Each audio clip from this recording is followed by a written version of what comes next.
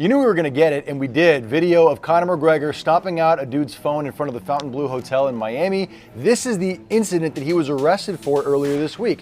You can see in the footage Conor McGregor putting his designer shoe down on a cell phone, and you can hear the thunderous boom twice as he smashes the thing. Take a listen.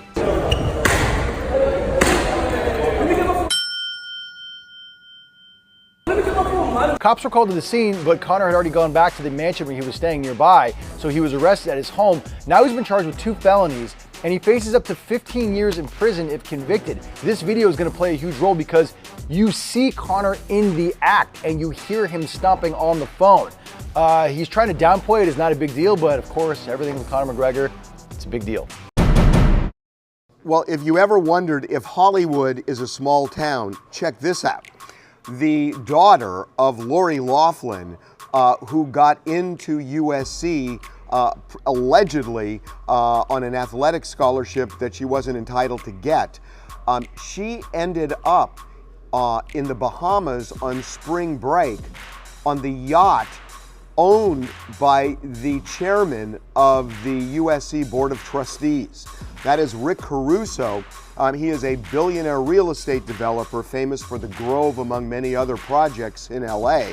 And he has this big yacht, and his daughter invited a bunch of friends down to stay with her, including Olivia, who is Lori's daughter. Now, we're being told that once news of the scandal broke, everyone decided that it was in the best interest of Olivia for her to come home immediately. And as for her fate at USC, it's not going to be left up to the Board of Trustees, it's going to be left up to the president.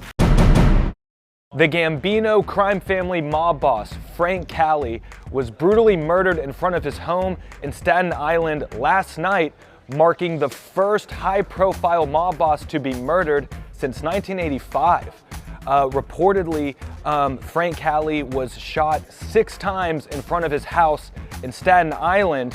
His family was actually inside when it happened, and to add insult to injury, the perpetrators ran over his body before fleeing the scene. And if you're not familiar with Frank Cali, that's probably because he ran things very differently than mob leaders of the past. Guys like John Gotti were famous. They were on the covers of newspapers. They were larger-than-life figures. But Frank Cali was a guy who ran things and kept a low profile and operated the family in that way.